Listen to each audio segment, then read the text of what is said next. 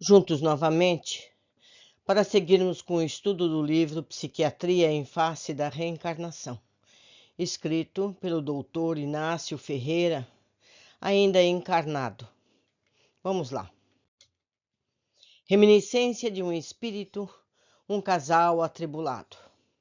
Há pouco, internamos mais um enfermo, idoso, com 64 anos de idade, com pronunciado defeito físico em uma das pernas, que se tornou mais curta do que a outra, em consequência de uma fratura mal consolidada há mais de 20 anos. Só caminha amparado por uma bengala, por um bordão, e é completamente surdo. Está nervoso, falando muito, sem cessar, agitado, demonstrando rancor, ódio e inquietação tremenda. O filho, que o acompanhava, demonstrando grande carinho para com o velho pai, assim nos contou os antecedentes do caso.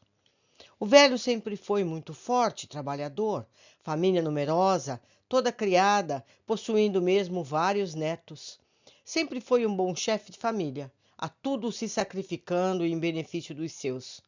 De um ano a esta data, começaram a notar certa transformação no seu modo de viver, principalmente no trato com a esposa, a quem atribuía faltas inconcebíveis pela idade que tinha. Os filhos e demais parentes rodeavam-no e se riam dos absurdos ciúmes do velho em relação à esposa. Com o tempo, todavia, já não se divertiam mais com essas demonstrações absurdas, porque o doente dava mostras evidentes de perturbação mental, pois se tornava cada vez mais nervoso, a ponto de ser vigiado continuamente.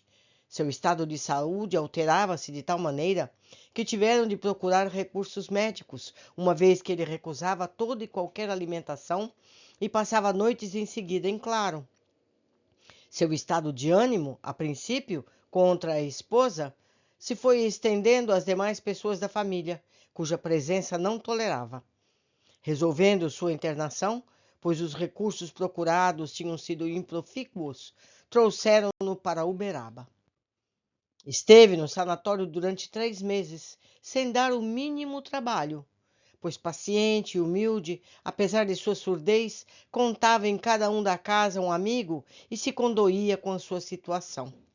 Sem dar trabalho nenhum, porquanto, após os 4 primeiros dias de inquietação e nervosia, alimentado à força, nada mais demonstrou para que fosse classificado o seu caso como desequilíbrio mental. Avisamos a família e o filho veio buscá-lo. Alegre, sorridente, demonstrando visível satisfação por poder abraçar os netinhos, lá foi ele de volta para o lar. Após dias de viagem, na qual sempre se demonstrou contente, feliz, ao chegar em casa, imediatamente voltaram todos os sintomas. Ficou como que desvairado, louco, querendo bater na esposa e pouco ligando aos conselhos e carinhos com que procuravam rodeá-lo. Passou o dia e a noite inteira gritando, enraivecido com a companheira. Temendo maiores consequências, resolveram interná-lo voltando para isso no dia imediato. 3 dias depois, para nós foi causa de admiração o fato de o vermos de volta em companhia do filho. No dia seguinte, nada apresentava de anormal, dormindo, se alimentando bem, fisionomia alegre, aberta em sorrisos, de felicidade. Desequilíbrio mental não era, pois fomos afastando os diversos sintomas primitivos e nada restou para que pudéssemos conscienciosamente enquadrar o seu quadro na classificação oficial. Atuações de entidades inimigas, conscientes ou não, também não eram, pois tínhamos a certeza de que nada interferiam no seu estado. Havia uma explicação qualquer para o seu caso, pois o seu procedimento para com a família não era natural, e essas mudanças bruscas e repentinas estavam querendo uma providência capaz de não nos proporcionar mais uma situação assim tão embaraçosa. 2 meses depois, sem encontrar uma justificativa para o caso, o condoído com a sua situação, privado de sua liberdade, longe dos filhos e dos netos, recorremos ao auxílio de um amigo espiritual. A explicação foi dada, e tão razoável, tão nítida, tão cabível, que mais uma vez testemunhávamos a grandeza, o esplendor e o fundamento científico do Espiritismo. A explicação foi simples e sucinta. O doente, em existência passada, residiu na Espanha. Era rico negociante, forte e conceituado. Perdendo a esposa com a qual havia tido vários filhos, alguns anos depois, simpatizou por uma jovem. Ele era bastante idade e era rico. A moça pobre, órfã de pai, muito jovem ainda e muito bonita, trabalhava como bordadeira, principalmente para vestimentas de toureiros, entre os quais convivia e era muito requisitada. Apesar dos conselhos de parentes e amigos, casou-se com ela, vivendo bem durante alguns anos, após os quais ela, sempre faceira e engolfada em diversões, aos poucos foi se desviando do lar, tanto que o velho, por desconfiança, não tinha para com os filhos dessa união o mesmo carinho que demonstrava para com os outros. Um dia, o velho encontrou-a no quarto, em companhia de um jovem que não era senão um de seus filhos com a primeira esposa. Expulsou a mulher do lar e não quis saber do filho, para o qual até então amava. A jovem, expulsa de casa, assediada pelos antigos companheiros, continuou na sua vida de perdições e nunca deixou de ferir a honra do antigo esposo, procurando todas as oportunidades para desmoralizá-lo. De uma feita, notando a presença do rapaz, seu antigo amante, em uma reunião alegre, provocou novos comentários desairosos, não só para o filho, mas também para desabafar contra seu antigo esposo. O rapaz, sentindo-se ofendido, vendo que o nome do pai estava servindo de chacota naquele meio indigno, reagiu na altura da afronta, disso resultando uma briga generalizada, na qual ele ficou muito ferido, muito machucado. O pai, sabedor desse acontecimento, sentindo orgulhoso com a atitude do filho, perdoou-o, levando-o para sua casa, onde faleceu, embora tivesse rodeado de todo o conforto e carinho. O velho, desgostoso com essa série de acontecimentos, suicidou-se e, como espírito, durante muito tempo perseguiu a jovem, que ainda continuava naquela vida de orgias. Ora, nessa encarnação, ele tem por esposa a mesma jovem que, na existência passada, fora expulsa do lar como indigna e traidora.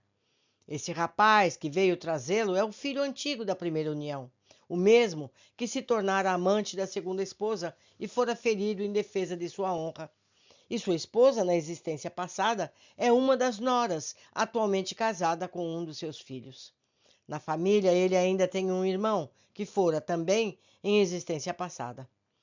Durante muitos anos, nessa encarnação, ele viveu bem com a esposa, porque o seu espírito, embora revoltado, encontrava na matéria sadia uma barreira, através da qual não podia se manifestar. Com a idade, com o consequente enfraquecimento do organismo, o espírito mais livre, mais liberto, ainda não esquecido das faltas da esposa naquela existência, revolta-se, conseguindo mostrar os seus sentimentos de ódio e desconfiança, lembranças da vida passada. Explicação simples, admirável e profunda. Os acontecimentos básicos da vida do indivíduo, os choques que mais o sensibilizaram, as várias fases de maior repercussão de suas existências se estampam de tal maneira no seu perispírito que se conservam com toda a gama de suas emoções e só se atenuam com o progresso e consequente evolução. Revestido pela carcaça da matéria, que é o corpo humano, nela encontra uma barreira à sua manifestação espontânea dos seus sentimentos. Enfraquecida essa barreira por qualquer circunstância que desequilibre o organismo, doenças, idade, choques morais, o espírito mais liberto, livre pelas peias que o prendem, consegue exteriorizar tudo aquilo que se havia estampado nele, mesmo durante as suas existências passadas. É o caso desse doente, que não é doente. Em existência passada, a traição da esposa, a necessidade consecutiva de sua expulsão do lar, constituíram para ele um choque que não só o abalou profundamente, como também se estampou no seu perispírito de tal forma que resistiu longos anos. Encarnado, tomou por companheira a mesma criatura que lhe proporcionou tantos desesperos e desgostos. Enquanto a saúde e o equilíbrio do organismo foram bastante perfeitos para que seu espírito não pudesse exteriorizar a sua desconfiança, tudo correu bem, em plena harmonia, procurando ambos o perdão mútuo para que desaparecesse a mágoa e os tormentos. Veio a velhice, com ela o enfraquecimento orgânico, que facilitou a liberação do espírito, demonstrando este a mesma desconfiança que nele estava arraigado. Da posse dessas revelações, mandamos chamar o seu filho e não ocultamos o nosso parecer. Era um conselho médico e de irmão, fazendo ver que o seu velho pai não era louco, nem um desequilibrado mental. Era sim uma vítima de si mesmo, um espírito que ainda não soubera perdoar e esquecer fatos passados, e nessa circunstância jamais poderia viver continuando ao lado da sua companheira, que constituía o único fator para suas manifestações de loucura que havia apresentado, a não ser que fatores outros viessem aproximá-los de novo. Perdão, esquecimento do passado, equilíbrio do organismo e etc. Morando com qualquer um dos demais parentes, longe da presença da esposa, não mais sofreria essas inquietações. Estava velho, cansado, poderia muito bem viver ora com um filho, ora com outro, mudando de ambiente, recebendo os carinhos e o conforto de todos. Ficou confuso e admirado, pois só então se lembrava de pequenas passagens, pormenores, tão insignificantes que não havia ligado importância. Só agora ligava uma coisa à outra, porém não se admirava, porque era espírita e sabia muito bem a realidade desses ensinamentos.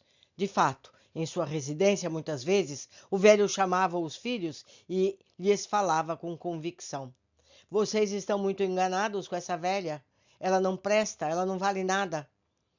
Ponham-lhe um vestido pelos joelhos, decotado e de sedas, e soltem-na num baile ou numa festa qualquer. Verão que se transformam e a sua preocupação única em dançar e namorar. Reminiscências do espírito. Aceitou o nosso conselho e lá se foi o nosso bom velhinho para a casa de um dos filhos, em cujo ambiente, assistindo às travessuras dos netinhos, irá desviando as suas lembranças de um passado infeliz, preparando-se para a libertação integral do espírito, que voltaria muito breve à sua verdadeira pátria, o universo. Sempre tivemos suas notícias e nos alegramos em saber que levava uma vida sossegada, contente, satisfeito, nunca mais atormentado pelas lembranças dolorosas que se perdia ao longe. Mais um caso interessante para a pobre ciência dos homens, pois nada mais representam do que uma dessas milhares de tragédias que abalam a humanidade, destroem lares e confundem a sabedoria dos seres humanos.